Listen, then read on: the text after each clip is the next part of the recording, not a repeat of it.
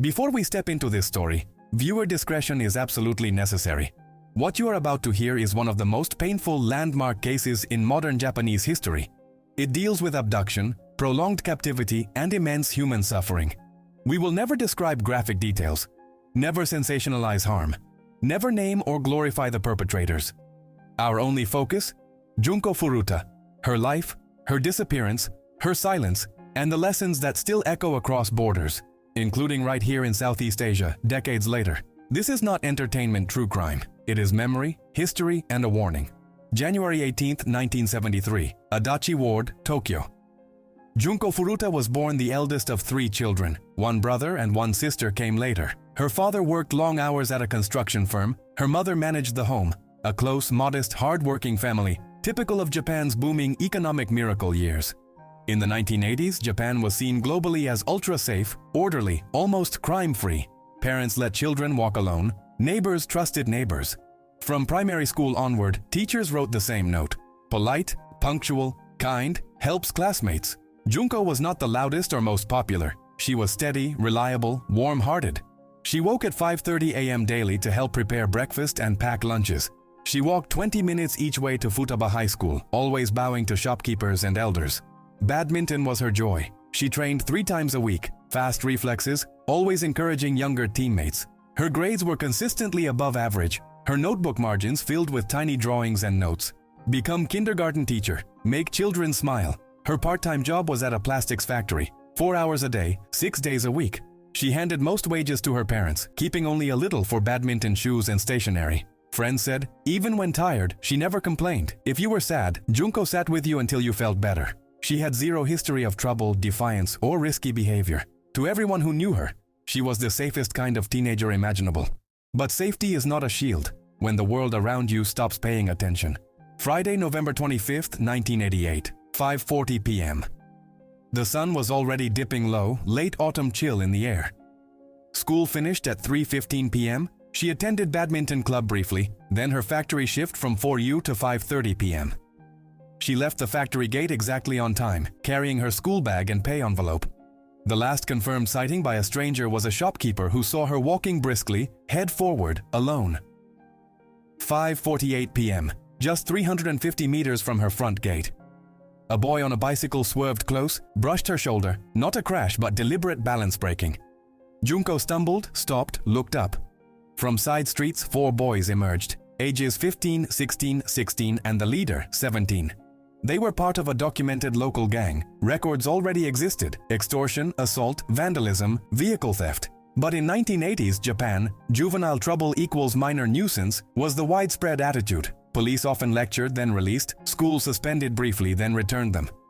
What happened next? First, they surrounded her, demanded money, mocked her uniform.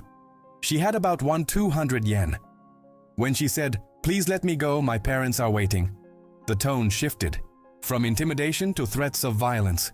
They knew the area perfectly. Quiet residential, low foot traffic, few security cameras. They forced her to walk, then travel by taxi, to a rented 1-room apartment in the Ayase district. Within 48 hours, they moved her again, to the 2nd floor of a house belonging to the leader's parents, 1,250 meters from a junior high school, 600 meters from a police substation. People heard shouting, thuds, voices at odd hours every single day. One neighbor noted, "Teenagers make noise, normal thing." Another thought, "Maybe a girl is visiting, just a girlfriend." No one called police. Meanwhile, at 7:30 p.m., Junko's mother called the factory only to hear she left hours ago. She called friends, teammates, and teachers with zero clues. By 9 p.m., they filed a missing person report. But police protocol assumed she was a teen runaway. No immediate search was launched. For 14 days, Junko's photo was not in newspapers or on TV. This is the hardest, most important section. How close help came and never arrived. Day 7. The shop encounter. One boy brought Junko downstairs to buy food. A stationery store owner saw her. He later said, "She looked pale, eyes wide, wouldn't speak, just followed them. I thought, strange girl, maybe afraid. But I was busy, didn't ask. I still regret it." Day 12. The younger sibling. The leader's 14-year-old brother lived in the same house. He saw Junko repeatedly but was told, "Don't worry, she's staying over, don't tell our parents." He obeyed, thinking it was just secret gang stuff. Day 19th, police checkpoint. Two officers stopped the group for loitering. They stood inches from where Junko was hidden inside. The boys said, "Just hanging out, nothing wrong." The officers replied, "Okay, go home before dark." They never searched the house. Day 26, phone attempt. Junko found a brief moment, tried to dial her home. She was caught instantly. After that, doors were locked, windows taped over, curtains nailed shut. Survivor psychology tells us exactly what she did to stay alive: compliance, calmness, hope. She ate whatever was given, drank little, slept on floorboards, wrapped herself in thin bedding. She never screamed unnecessarily, saving her strength. She begged only for one thing, repeatedly: "Please let me go home. Just tell my parents I'm alive." Even weakened, she kept routine, folding what clothes she had, tidying her corner, keeping her dignity intact. She believed, for 44 days, that someone would notice, someone would care enough to look closer.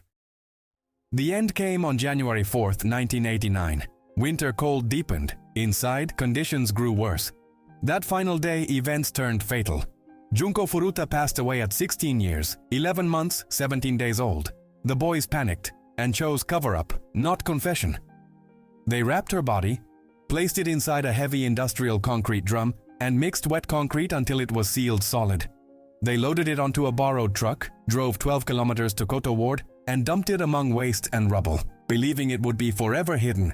The breakthrough came not from police work, but from pride and gossip. In mid-January 1989, the boys began bragging to other gang members. "Did you hear about the girl we kept? Buried in concrete." Word traveled fast. By January 23rd, a rival youth group tipped off police. Investigators raided the house and found her belongings. Under questioning, the story spilled out.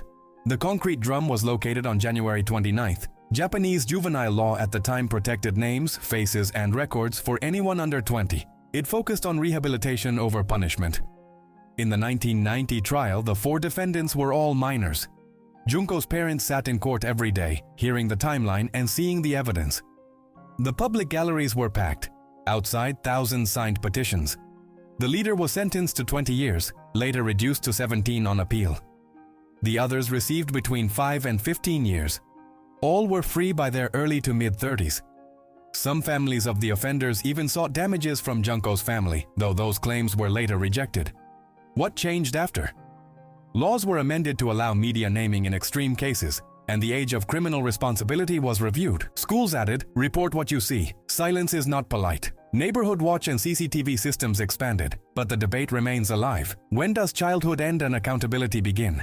When you search Junko Furuta, you mostly see crime details and horror stories. We choose to complete the picture.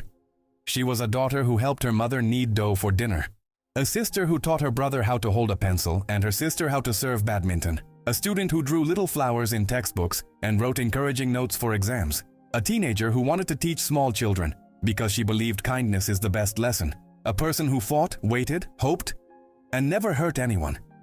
The perpetrators' names are still shielded by law, and we will not repeat them. Junko Furuta is the one who deserves to be named, remembered, spoken of. Don't let her be only a case number. Let her be a name, a life, a warning, and a hope. There are deeper lessons here for all of us. First, silence is not respect. It is often complicity. Politeness should never mean ignoring fear or danger. Second, being a good kid in a safe place is not enough. Safety is a collective duty. Third, the idea that boys will be boys is a deadly myth. When we excuse early harm, we build future danger. Fourth, in missing persons cases, act fast and act loudly. Share photos and alert the community immediately. And finally, justice is more than courtrooms. True justice means remembrance and prevention. Every time you tell Junko's story without graphic details, you honor her and protect others. That is the story of Junko Furuta, 16 years old, Adachi, Tokyo, 1988. Not a monster story, a story about a good life, a broken community silence, and lessons still urgent today. If you care, share respectfully. Focus on the lessons, never the suffering details. Like this video so more people find this story. Subscribe for carefully researched, victim-centered true crime and safety education. Comment thoughtfully below. What is one small change your neighborhood or school could make to help people speak up sooner? Junko Furuta is gone, but her voice remains. Be kind, be alert, speak up. Never let silence be the only answer. Thank you for listening and look out for one another.